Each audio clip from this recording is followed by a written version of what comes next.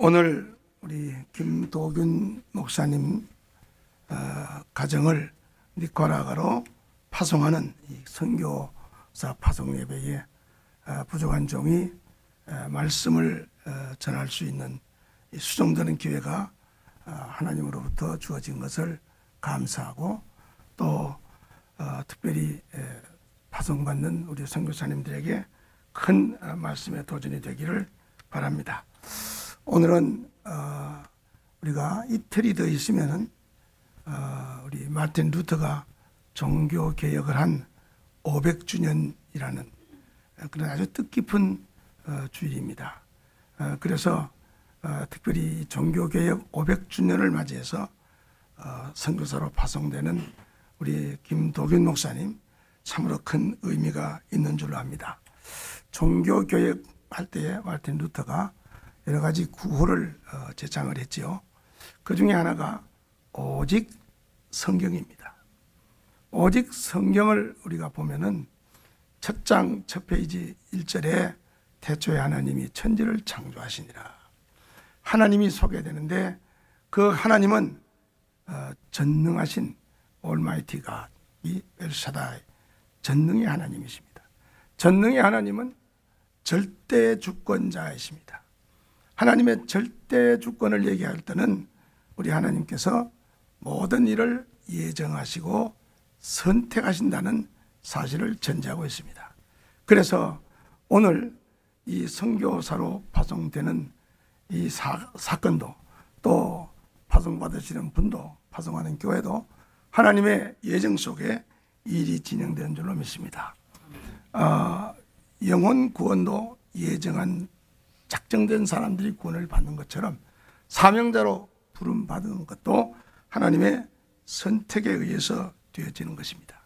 그래서 이 개혁자들의 정신은 이 하나님의 절대주권 또 하나님의 전능하심, 예정, 선택 이 쭉 나가는 교리 전체 고리가 개혁신앙, 개혁신학의 핵심이고 또한 우리 장로교 신학의 핵심 교리이기도 합니다. 그래서 오늘 본문에 주께서 이르시되 가라, 이 사람은 내 이름을 위해서 이방인들과 그 왕들과 그리고 이스라엘 백성들을 위해서 택한 나의 그릇이라, 이렇게 말씀을 했습니다. 그래서 우리는 하나님께서 이 바울을 이 사람이 바울인데 바울을 택했다는 사실을 생각할 때에 저는 가만 생각을 하니까 하나님이 이 택하심을 보면은 사도 바울이 얘기했어요. 세상적으로 잘난 사람 많지 않고 주로 못난 사람 택하는데 하나님이 바울을 택하시면 왜 이렇게 아주 바울은 굉장한 사람이에요. 로마 시민권자요, 가말리엘의 문화에서 하나님이 사용하신 천재적인 소질을 가진 분인데 이렇게 훌륭한 사람을 택하심이 하나님이 정한 기준이 아닌데 택했고, 그 다음에 또 그는 중심을 보시는 하나님이 다윗을 세울 때 나 하나님은 중심을 본다고 했는데 이 사람 바울은 얼마나 교회를 잔인하게 핍박을 해서 성도들을 잔멸할세 그랬어요. 그리고 또 얼마나 예수 믿는 사람을 죽이는 일에 아주 그냥 그 의분이 강했는지 성경에 살기가 등등하다고 그랬어요. 그러니까 잔인한 사람이요, 살기가 등등한 사람이요, 또 선교사로 받은 다음에도 그런 분들을 못 이겨가지고 그 착한 바나바하고 얼마나 싸우고 자기가 신세를 많이 졌는데 또 헤어진 이런 사람인데 잘난 사람 안 택하시는 하나님이 중심을 보니 별로 선택할 만한 것이 없는데 이분을 택한 걸 보니까 칼빈이 말한 대로 무조건 선택이로구나 하는 그런 생각을 하게 됐습니다. 오늘 우리 김도균 목사님도 하나님께서 무조건 선택을 하셔서 하나님의 귀한 선교의 사명을 받고 파송을 받게 되는데 바울이 그렇게 고백을 하지요. 나를 그래도 하나님이 충성되이 여겨서 직분을 맡겼다 라는 말씀하셨으니까 제가 김도균 목사님을 처음 만난 날짜 기억은 잘 못하는데 처음에 우리 안디옥 교회를 왔을 때 처음 얘기가 난 선교에 대한 마인드가 있다는 얘기를 했어요. 그래서 그럼 우리 교회에서 선교사로 앞으로 있다가 파송을 했으면 좋겠다 하는 생각으로 이제 우리 개혁신학교 와서 편목을 공부를 하고 졸업을 하고 안수받고 그렇게 한번 하자 그랬어요. 그대로 해서 이제 선교사 훈련을 뭐 별도로 받은 건 아니지만 많은 경험이 있었죠. 우리 세계선교회 간사로 오래 또 충성대 일을 했고, 또 우리 정문희 목사님 온누리교회에서도 또 그 역시, 그리고 또 이 성실교회 와서 이걸 내가 보면서 한마디로 사도 바울이 나를 충성되이 여겨 직분을 맡겠다. 내가 김도균 목사님에 대해서 옆에서 본 사람으로 한마디 말한다고 하면은 이분은 그저 충성됨이 귀한 분입니다. 페이티풀한 분이에요. 그래서 충성됨이 귀한 분에게 하나님이 또 이렇게 선택하셔서 선교사의 사명을 맡겼는데, 하필이면은 또 충성된 교회, 이 페이트풀 교회가 뭐 성실교회인데 사실 다른 말로는 충성된 교회입니다. 충성된 교회를 하나님이 선택하셔서 선교사로 오늘 파송해 주시는 줄로 믿습니다. 하나님이 선택하신 자들은 오늘 보니까 이는 주께서 택한 그릇이라 그랬는데, 그릇이란 말을 그 영어 성경 NIV에는 그냥 그 my chosen instrument라고 그랬어요. 나의 선택한 도구라 그랬어요. 우리 하나님의 복음을 위해서 부름받은 사역자들은 도구예요. 의의 도구가 되고 의의 병기가 되고, 또 그것을 좀 더 이렇게 의역을 해서 택한 나의 그릇이라 이렇게 말씀을 했습니다. 그래서 우리 오늘 사도 바울이 하나님의 처음 선택받은 택한 그릇으로서, 도구로서, 의의 병기로서 선교사로 부름을 받고 파송이 됐는데, 우리 김도균 목사님도 이제 참 하나님께서는 이 택한 주의 일꾼들을 얼마나 귀히 여기시는지 모릅니다. 이는 나의 택한 그릇이라, 내 의의 도구라, 내 의의 병기라 이렇게 말씀하셨으니까 하나님은 그의 도구를 참 소중히 여깁니다. 훌륭한 목수는 그 도구가 훌륭해요. 또 훌륭한 농부는 사용하는 낫이나 농기구가 훌륭하고, 훌륭한 금객은 사용하는 칼도 아주 훌륭한 그 복음이죠. 그 마찬가지로 하나님이 선택하셔서 복음의 도구로, 복음의 그릇으로, 복음의 참 의의 병기로 선택한 하나님의 귀한 종은 하나님께서 얼마나 귀히 여기신지 모릅니다.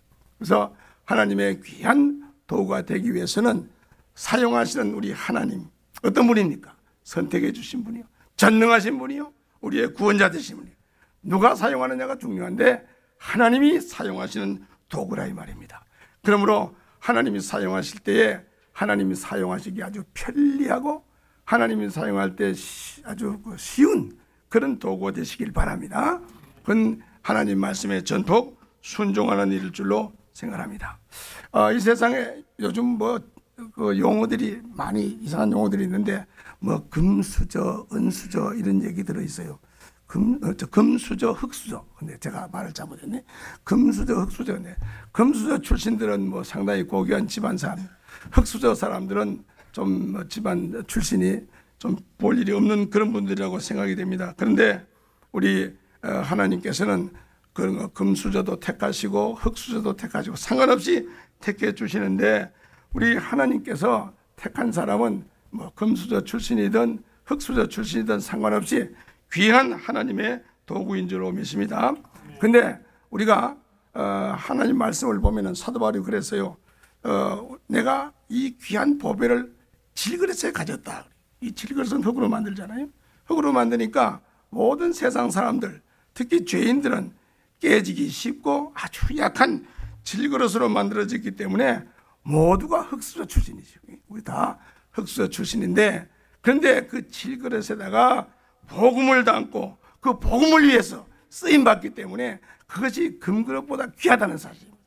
하나님께서 우리 김 목사님을 그렇게 귀하게 쓰시는 줄로 믿습니다.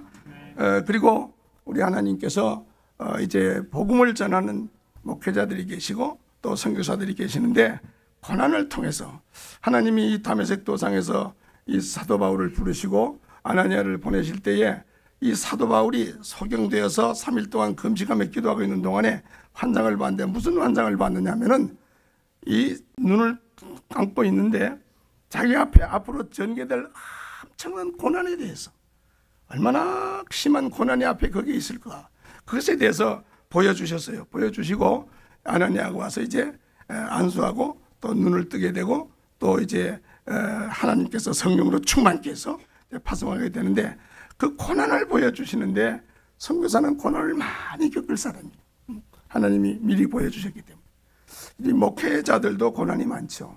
목회자들 중에 특별히 이 이민 목회자들이 고난이 많다고 뭐 옛날 얘기인데 참 얼마나 이민 목회자들이 고생을 많이 하느냐 하면은 어떤 분이 뭐 코끼리 얘기가 하도 재밌어서 하면 코끼리를 울릴 사람 아무리 다른 사람도 못 울렸는데 어떤 이민 목회자가 가서 귀에다 뭐 쏘곤쏘곤 하니까 두 눈에 눈물을 줄줄 흘리더랍니다. 나중에 어떻게 코끼리를 다 울렸느냐 그러니까 이민 목회한 얘기했더니 울더라. 그리고 이민 목회한 사람이 얼마나 어려운가 그래. 코끼리 앞발을 들게 하는데 아무도 코끼리 두 앞발을 못 들게 하는데 이민 목회자 가서 귀에다 대고 뭐라고 쏘곤쏘곤 하니까 한 두 손 앞발을 바짝 들더랍니다.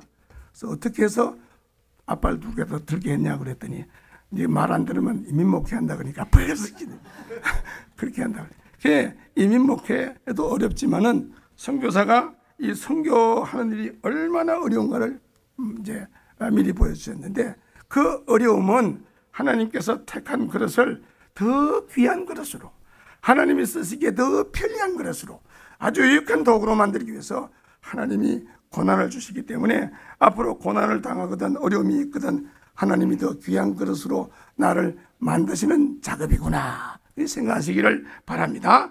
이제 하나님은 이 택하신 이 그릇 주의종 선교사들을 정말 특별히 제가 처음 말씀드린 대로 전능하신 하나님께서 절대 주권의 하나님께서 예정하시고 선택하시고 오늘 찬양대가 노래 부른 대로 세상을 이기신 우리 주님이 끝날까지 함께하고 무슨 일을 하든지 내가 돕겠다는 이런 하나님께서 함께 하시는 것이 우리 개혁신앙, 우리 장로교 신학의 핵심이라 이 말입니다. 그러므로 이런 개혁신앙과 신학의 도구가 되어서 주의 복음을 전하는 선택한 그릇이 되기를 주의 이름으로 축복합니다. 그래서 이 선택된 그릇은 자기 스스로 된 것이 아니라 하나님이 불러서 택해서 사도행전 13장에 보면은 성령께서 이르시되 이 안디옥 교회에서 1년을 가르치다가 따로 세우고 파송을 했습니다. 오늘 하나님께서는 이 성실 장로교회를 통해서 또 우리 성실한 충성된 우리 김 목사님을 파송하게 되니까 이 선택된 하나님의 귀한 종이 파송을 정식으로 받게 되고 이제 가서 이제 선교의 사명을 감당하는데 선교사란 말이 사실 성경에는 없잖아요. 선교사란 말이 없어서 처음에 이 선교에 대해서 뭐라고 이름을 붙일까 여러 학자들이 많이 고민을 하다가 비버라고 하는 분은 선교학이란 말은 좀 성경이 없으니까 아마 사도학이라고 부르자. 사도. 선교학을 미시알라지라고 하면은 사도학을 뭐 아포스톨라지라고 하든지 아니면 디알라지 오브 아포스톨이라고 하든지 이렇게 붙이자고 했는데 어쨌든 이 선교사라는 것은 사명을 주어서 그 사명을 감당하도록 하기 위해서 파송한 자인데 참으로 우리 미주총회가 세계 선교회를 조직하고 이렇게 주의 종들을 파송하기도 하고 또 평신도들을 파송하기 위해서 이제 선교회를 운영하고 있습니다. 근데 우리 목사님께서 거기서 많이 또 현장 훈련도 하시고 봉사도 많이 하셨기 때문에 아마 모든 사정을 더 잘 알 줄 압니다. 어쨌든 나가서서 이제 선교 우리 개혁신학의 이 성실교회에 참 파송된 우리 미주총회에 파송된 선교사로도 사명을 감당할 때에 반드시 우리 개혁신학의 선교 철학을 따라서 사역하는 종이 되시길 바랍니다. 왜냐하면 하나님이 그렇게 부르셨고 그렇게 파송하기 때문입니다. 우리 개혁신학의 선교 철학이라는 것은 먼저 가서 사도 바울이 모범을 보인 대로 영혼구원이 먼저입니다. 먼저 우리 김도경 목사님이 특별히 좋아하는 구절이 뭔지 압니까? 사도행전 13장 48절이에요. 맞지? 사도행전 13장 48절 영생을 주기로 작정된 자는 다 믿더라. 항상 그걸 얘기를 하더라고요. 그래서 제가 저 목사님 때문에 그 구절을 기억하고 있는 거예요. 사도행전 13장 48절 영생을 주기로 작정된 자는 다 믿더라. 피시디아 안디옥에 사도 바울이 1차 선교여행 가서 복음을 전할 때 있었던 이야기입니다. 그렇기 때문에 먼저 영생을 주기로 작정된 자를 찾아서 영혼을 구원하시고, 그리고 난 다음에 세례도 주고 성찬식도 행하고, 그리고 교회를 세우시고, 그리고는 신학교도 세우시고, 그리고는 사회 봉사도 하시고, 그리고는 사회 참여도 하시고, 복음으로 세상을 정복하는 이 개혁 신앙의 이 투철한 선교 철학을 따라서 꼭 사역하시길 바랍니다. 이렇게 파송을 받고 가서도 선교 현장 가면은 그만 메삽이 돼가지고 순서를 거꾸로 해서 저 요즘 하나님의 신학이 있죠. 하나님의 신학. 이 사람들 완전히 거꾸로 하는 거거든요. 먼저 가서 우물 파고 보고, 우물 파는 게 나쁘다는 건 아닙니다. 봉사하고 뭐 학교지 먼저 짓고 뭐 병원 먼저 하고, 이거 거꾸로 해서 예수 믿게 한다고 들었는데 사도 바울은 그러지 않았어요. 영생을 주기로 작정한 자들에게 내 이름을 전하기 위해서, 어떤 자들에게? 이방 젠타일스, 그리고 또 the kings and the people of Israel, 이스라엘 백성들에게, 왕들에게, 이방인들에게 복음을 전하기 위해서 내가 택한 나의 그릇이라 그러기 때문에 먼저 가서 반드시 예수의 복음을 전하고, 그리고 난 다음에 복음으로 그 사회를 정복하시기를 진심으로 바라면서 이 말씀을 드리고요. 마지막으로 오늘 순서가 너무 많아서 할 건 많이 적어왔는데 이제 이 말씀을 드리고 끝을 내야지. 안 그러면 얼마나 또 미워하시겠어요, 저를. 이제 마지막으로 주의 택한 그릇인 사도 바울이 그가 사역을 다 끝내고 난 다음에 디모데 후서 4장 그 7절 말씀에 이런 말씀이 있죠. 내가 달려갈 길을 다 달리고, 그 다음에 선한 싸움을 다 싸우고 달려갈 길을 다 달리고 믿음을 지켰으니 하는 이 말씀이 있어요. 일생 동안 참 하나님께서 주신 그 사명을 수많은 고난을 무릅쓰고 감당하고 난 다음에 선한 싸움을 다 싸우고 했습니다. 우리 주님의 택한 그릇으로 이 교회에서, 우리 총에서 파송을 받는 목사님은 선한 싸움을 반드시 싸우길 바랍니다. 아멘이 안 하네. 왜 싸움한다고 안 하는 거예요? 싸움은 아닌데, 싸움을 하되 그냥 혈기 싸움은 안 하더라도 선한 싸움은 싸워야 된다 이 말입니다. 오늘 이 시대에 진리를 위해서 싸우는 사람이 없어요. 정의를 위해서 싸우는 사람이 없고 공의를 위해서 싸우는 사람이 없는 게 문제라 이 말입니다. 그래서 진리를 위해서 싸우대요. 그러니까 그 독일의 그 마틴 루터가 종교 개혁하기 위해서 그 면죄부 판매한 것 때문에 95개조 조항을 그 비텐버그 성전 북쪽 문에다 걸고 하다가 그 황제에게는, 교황에게는 파면을 당하고 황제에게 재판을 받기 위해서 보름수로 소환을 당했을 때, 그렇게 가서 마틴 루터가 참 거의 죽음이나 마찬가지죠. 그래서 네가 주장하는 진리의 주장을 다 취소할 수 있겠느냐, 하루를 여유를 달라고 그랬습니다. 다시 와서 그거 말합니다. 뭐라고요? 그 황제 앞에서 내가 주장하는 이 모든 문건, 이 서류에 하나님의 진리의 말씀인 이상 내가 어찌할 도리가 없습니다. 난 여기 있는 것이 내 주장이라고. 그리고는 하늘을 쳐다보면서 하나님, 내가 여기 있습니다. 나는 어찌할 도리가 없습니다. 뭐 죽이려면 죽이라. 그래서 하나님 앞에 자기 그 참 심정을 고백하고, 그 옆에 기념상, 루터의 상에 가보면은 그 내용이 글자로 새겨져 있는데, 이게 어떤 분은 전설이라고도 하지만은 어쨌든 그가 소환을 받아서 진리를 위해서 참 마지막 생명의 위협을 당하는 순간에도 그가 굽히지 아니하고 진리를 위해 싸웠다는 사실을 생각하면서 정말 이 진리의 선한 싸움을 싸우시길 바랍니다. 오늘 이 시대가 왜 이 교회도 그렇고 뭐 총회도 선교회도 이 기독교 커뮤니티 안에 이 불법이 성하고 정의와 공의가 진리가 다 사라진 이유는 뭐냐면은 불법을 행하는 악인들이 많아서 그렇죠. 그러나 그보다 더 큰 이유는 뭔고 하니, 진리를 지키는 사람들이, 공의와 정의를 아는 사람들이 아무 일도 안 하고 있기 때문에 그렇다.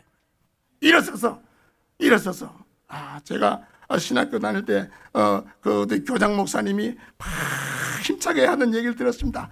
Stand up for Christ Jesus, for His glory 하면서 외치는 게 생각이 나는데, 우리 오늘 선택받은 선교사로 파송받는 목사님은 복음 진리를 위해서 일어나서 선한 싸움을 싸우시길 바랍니다. 선한 싸움을 끝까지 오늘 주의 택한 사도 바울은 싸웠다고 얘기해요. 그 다음에 두 번째는 달려갈 길을 다 달렸다고 얘기했어요. 이제 복음을 들고 적진을 향하여 내가 참 성벽을 넘고 뛰어가던 소년 다윗과 같이 말입니다. 달려가시길 바랍니다. 그리고 복음을 위해서 높은 곳을 달리는 사슴과 같이 복음의 발로 달리시기를 바랍니다. 여호와를 앙망하는 자는 하나님이 새 힘을 주시는데 독수리의 날개치며 올라감 같은 것이요 다른 박질하여도 엉비지 아니하리라. 할렐루야.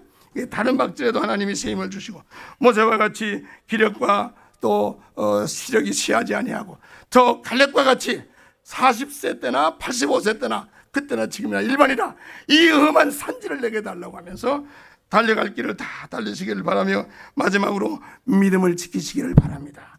이게 중요하죠. 오직 믿음으로는 구원되고 구원은 얼마나 믿음을 가지시고 병든 자를 일으키시는 정말 죽은 자를 살리는 아브라함과 같이 조금 더 어떤 어려움이 있어도 약해지지 마시고 오히려 믿음은 강해지길 바랍니다.